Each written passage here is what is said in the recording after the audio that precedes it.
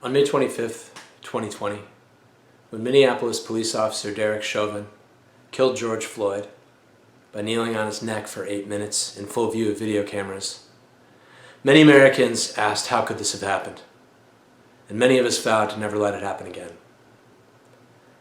Hi, I'm Brian Brown, and this is my video series on structural racism in America for the East Hampton Public Schools. Racism is our problem. If we're going to fight it, we have to understand it. So today's lesson is a pretty big transition point because it really moves us into new territory as far as what people know about and understand about racism.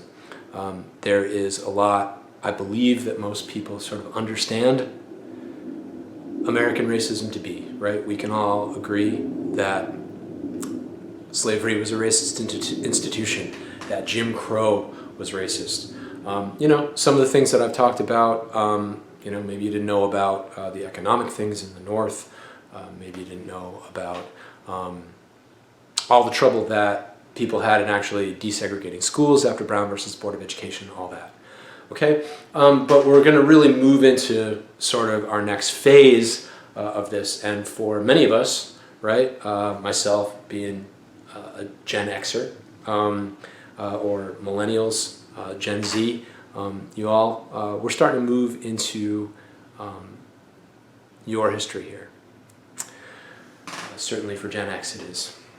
So today I'm going to talk about something called the Southern Strategy. So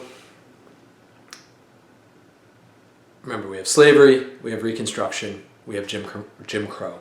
And then, with legislation like Brown versus Board of Education 1954, right, Civil Rights Act, Voting Rights Act, by the mid-60s,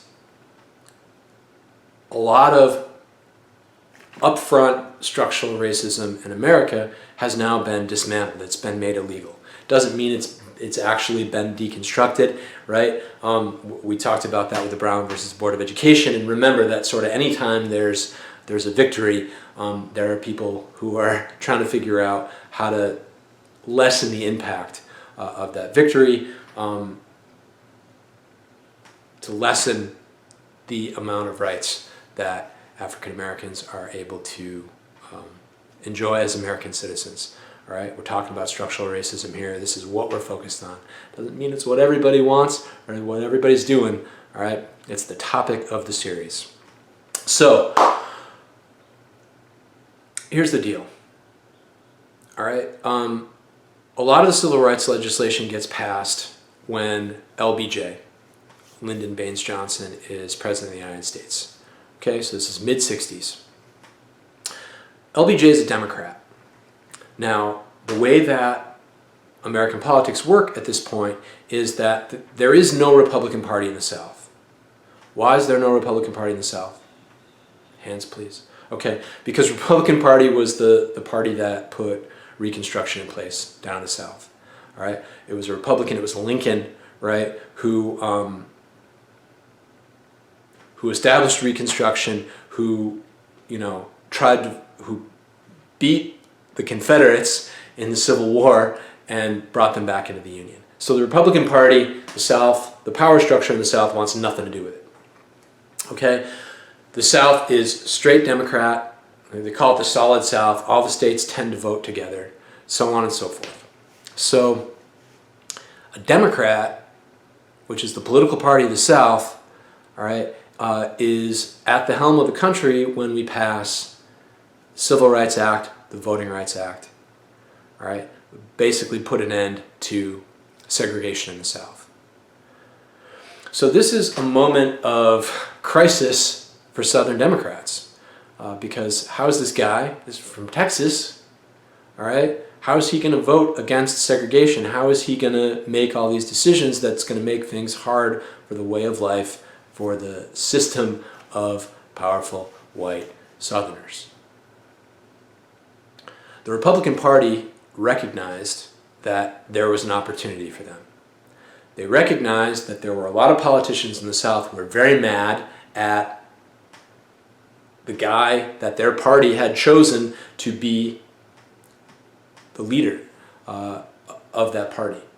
Okay, because Johnson's elected in 64. He becomes president in 63 when Kennedy dies, but he's elected in 64. The party's behind it. All right. The Republicans look around and they realize that there are a lot of Democrats who are really mad because they're racist. All right, because they don't want an end to segregation. And so the Republican Party realizes that if they can reach out to the white racist vote, that they might actually be able to get a whole bunch of people on board in their party. So we see in 1964, Barry Goldwater is a Republican from Arizona, and he is he's campaigning on a platform that's against the Civil Rights Act. He's against, and so his whole thing is he champions two things. And so his platform will become some pretty standard things for the Republican Party. And we can talk about what these things mean in 1964 in a second. All right? He champions states' rights and he champions individual rights. Okay? And so basically what he's saying is it should be up to a state to decide whether or not they want to segregate. All right? He doesn't say that, he just says states' rights. All right? But what he means is it should be up to states. If they want to have segregation, they should be able to have segregation. All right? And when he talks about individual rights, all right, he's talking about an individual's right to do business with whomever they want and to refuse business to whomever they want. So if a business owner wants to not let black people into their business, that's that individual's right. And that's what he's campaigning on. All right? And Barry Goldwater is... he doesn't do well in the election, in the 64 election, but he generates, like, in the actual results, but he generates a lot of interest, a lot of national interest, and the Republican Party realizes they're sort of onto something here. So 1968 is a huge year. It's like one of the most important years in history. People are going to say that about 2020 as well. 1968 is a really crazy time. It's the year Martin Luther King is assassinated. All right. There's, of course, there's all sorts of chaos at the Democratic National Convention. Vietnam is raging super hard. There's also a really huge change in the goals and the sort of makeup of the civil rights movement. And so I will actually talk about that for just a second. So with the death of Martin Luther King, he's really the last sort of universal public figure that people look up to as a leader in the civil rights movement. And with King's message, with King's death, you know, a lot of his like nonviolent message and so on and so forth sort of goes out the window. Now, the organizations still kind of keep doing what they're doing, but specifically there's a big change in SNCC, the Student Nonviolent Coordinating Committee. John Lewis gets voted out as the leader. Stokely Carmichael gets voted in. And Stokely gives this really, really pretty awesome speech where he uses the phrase that, you know, we want black power. We're tired of waiting for access to power. Great, we've gotten some rights. We're sort of allowed to be part of society. We don't want to just be part of society. We want power like other people have power. But anyway, as a result of sort of this speech and the decisions that are made, the movement really accelerates. And it's certainly not that, you know, you can reference a million Martin Luther King speeches where he's talking about the idea that we're not going to wait anymore, right? That we want equality, we want freedom now. But there's this perception, at least, that the civil rights movement is now really much more aggressively seeking power, and people feel threatened by that. There's also all sorts of unrest in cities. So there are riots, you know, in places like Newark. That might have been 67. I don't know. I should check that. There are riots. You know, police are beating people. People are breaking windows of businesses. Stuff gets set on fire. It's crazy times. It's a little like 2020. Anyway, The anti-war movement is also making a ton of progress and becoming much more popular. A lot more people are sort of going over to it. So the younger generation is pushing for rapid change, all right, just like now. People are worried about that, all right? Older people have a hard time admitting that younger people might know better than them, that they might understand the world a little better than them. And they want to rein it in. When young people get powerful, when young people get organized, when young people are trying to bring about change, all right, older people get nervous, all right? And so there tends to be a call from politicians at the time for what we call law and order politics. The idea that we have to calm down what's going on in society, right? We have to bring things back, to no more protests, no more, nothing. Let's have a civilized discussion, all right? Law and order. Law and order generally means that you're going to dispatch police, some sort of armed force presence to bring society under control, okay? So Richard Nixon, running for president, wins the presidency in 1968 on a law and order ticket. Now,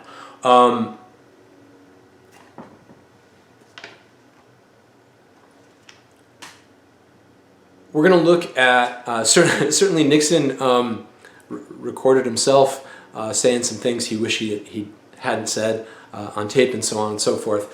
We're not going to directly quote Nixon today or Ronald Reagan, but we are going to hear some direct quotes from their political advisors who, after the fact, well after the fact, were sort of talking about what was going on in the White House at certain times.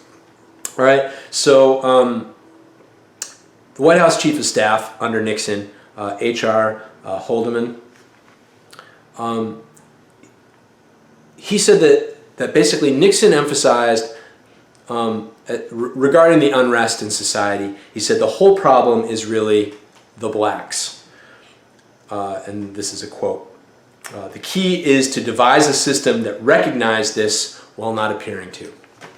And so we'll talk about what the plan was in a second. But this sort of ushers in an era, or really, 64 does, of what we call dog whistle politics. Now, I want to explain what that is, and I think dog whistles will probably come up again in some future lessons. So you may know that there's a thing called a dog whistle, and if you blow into it, it makes a noise, but it's at too high a pitch for humans to hear, but dogs can hear it. And so if you train a dog with a dog whistle, that way you can be blowing this thing and the dog will hear it, but you're not bugging your neighbors by blowing this thing all the time. All right, so what we mean in politics by a dog whistle is it's a term, it's a phrase that's used that doesn't appear to be racist. It's usually about racism. It doesn't appear to be a message of hate speech and so on and so forth, but it is. But people understand when they hear the term of what it means.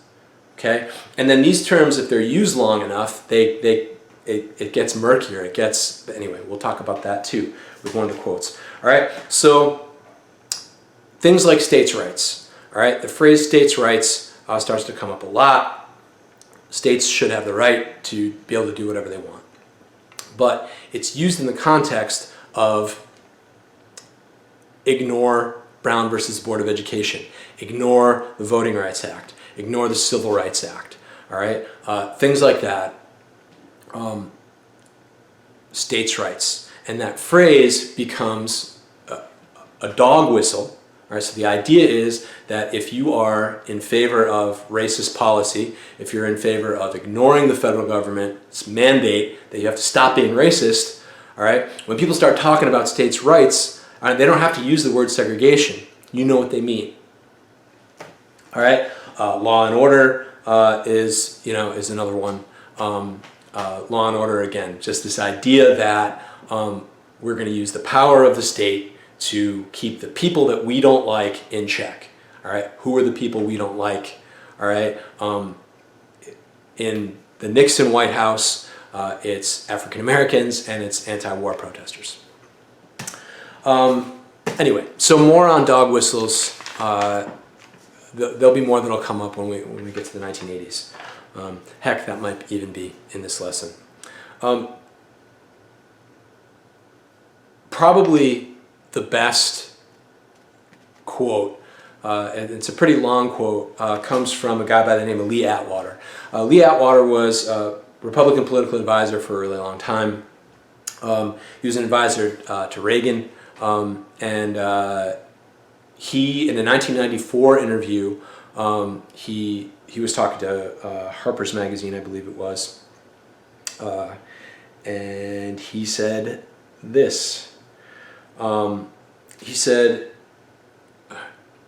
he's talking about dog whistles and the Southern strategy and racial politics. All right, so this is how he described Republican politics with the Southern strategy. All right, doesn't have to be about all Republicans, but this was a movement within the Republican Party. You start out in 1954 by saying N-word, N-word, N-word. By 1968, you can't say that anymore. That hurts you. It backfires. So you start saying stuff like forced busing, states' rights, and all that stuff. This is all a quote. You're getting so abstract now that you're talking about cutting taxes. And a byproduct of them is that blacks get hurt worse than whites. We're doing away with the racial problem one way or the other. Because obviously saying, we want to cut this is me, meaning like a service, some sort of thing that the government provides for people, right? Saying we want to cut this is much more abstract than even the busing thing, and a hell of a lot more abstract than N-word, N-word, N-word. Okay? And so basically what he's saying is that, you know, in the 50s you could just go out and just be upfront racist. But by the late 60s, that's not going to work for you anymore. It's going to alienate you from voters. And so, and remember, you know, politics is about numbers, right? So if African Americans are 12, 13% of the population pretty consistently throughout, you know, for a really long time now, you know, it's not an insignificant number. But if a politician realizes that they can get more voters, if they can get more numbers their way by just being blatantly racist, they might do that, right? So what Lee Atwater is saying is, back in the old days, you could just be racist and people would be like, yeah, that's our guy. But by the 60s, you had to use these other phrases, the other euphemisms, these other dog whistles, all right? Like complaining about forced busing or saying you value states' rights, and so on and so forth, okay? And then eventually it's just about cutting programs, all right? And there are a lot of people who are in the know who know, hey, you know, this is our guy, he's doing the racist thing. But a lot of people, it's just sort of like, the idea is that so many people have these biases and so on and so forth that you can just sort of access that very subtly.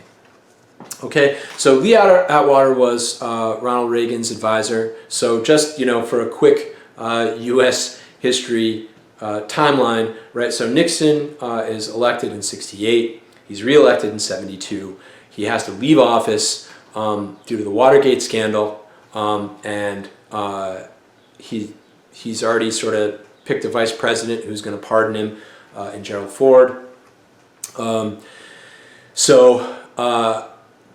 Jimmy Carter is elected in '76. Yes, we had a president named Jimmy, and he's a Democrat.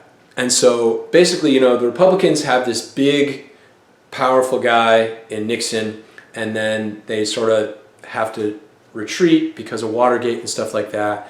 Carter comes in, but then Reagan comes in sort of even stronger. And Reagan is held up as, you know, sort of an icon of, what the Republicans stand for, and so on and so forth.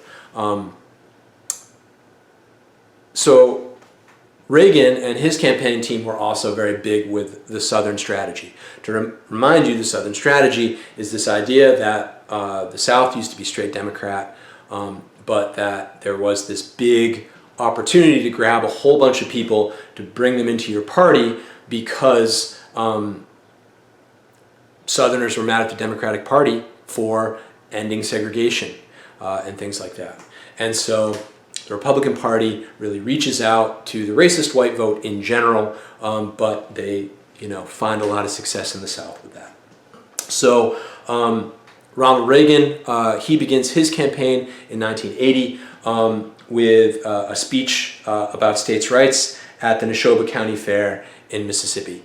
And Reagan, was a Californian, Hollywood actor, and so on and so forth. Not a whole lot of connection with Mississippi, but historians of the civil rights movement will know that it was in Neshoba County where, in 1964, during Freedom Summer, where Schwerner, Cheney, and Goodman, who were college students who were trying to register black people to vote, were murdered. It's a hotbed for resistance to desegregation, so on and so forth. So Reagan goes, he gives this speech there. His targets, his sort of dog whistles that he's using, he talks about the welfare state, resistance to affirmative action being an attack on white people instead of an attempt to right hundreds of years of wrongs and adjust for things. This is 1980, right? So Boston is still under direct supervision to desegregate their schools at this point. All right, just so our timelines are like covering each other here, so you understand what we're talking about. All right, so racial disparity hasn't gone away in 1980. It hasn't gone away in 2020, obviously. He also talked about busing. He created this mythological, quote-unquote, welfare queen who and would tell these stories about a mother who, has a bunch of kids and gets more welfare money from the state that she's living on, making $150,000 a year, driving a Cadillac, living in a big house. I'm not making this up. This is all stuff that that he said and was sort of said. We could even go a little further with, and I'm getting a little out of the scope of what I wanted to talk about here, but if we want to sort of continue with dog whistles and the Southern strategy and the racist vote, we could move on to 1988, the presidential campaign of George H.W. Bush, where he, one of the huge factors that came into his beating Massachusetts Governor Michael Dukakis was this one ad which was about a guy named Willie Horton. It's a very famous Willie Horton ad. So Willie Horton was a guy who was serving a long term in prison in Massachusetts, and there was a weekend furlough program where prisoners were able to get out of prison. And I don't know the details of the program, but basically he didn't come back. He escaped. He committed some really horrific violent crimes while he had escaped. He got arrested in Maryland. He's still in prison as far as I know in Maryland. But this campaign ad that the Bush campaign put out basically just had this photograph right in your face of this guy, Willie Horton, and how Mike Dukakis, lets people out of prison and they commit these horrible crimes and so on and so forth. But this image, all right, of a black man as, what would, Bill Clinton would call a super predator back, when we get to the 90s, and he was trying to show how tough he was. This image of a violent black man, right? Remember all the way back to, our discussions before about white supremacy, the myths of white supremacy and cognitive dissonance and all that, all right? Anyway, this is all part of the Southern strategy, the Republican Party using racist imagery and so on and so forth and dog whistles to win over voters. And we can certainly see, fast forward to 2016 and the Trump campaign, where Trump was like retweeting tweets by white supremacists, by people high up in white nationalist organizations and so on and so forth. Anyway, so how do we transition? Where are we going with this? So the last thing I want to talk about is that in the Nixon campaign, Nixon starts what's called the war on drugs. And so the next stage that we're going to talk about, the next series of lessons, is going to be about mass incarceration as what Michelle Alexander calls the new Jim Crow. And she wrote a book that more or less frames our discussion about structural racism in America. So we'll be talking a lot about that. So the war on drugs starts with Nixon. He establishes the DEA in '73, but even before that, he was talking about the war on drugs. And so here's the quote. This is the Harper Magazine reference. I misspoke about the Lee Atwater.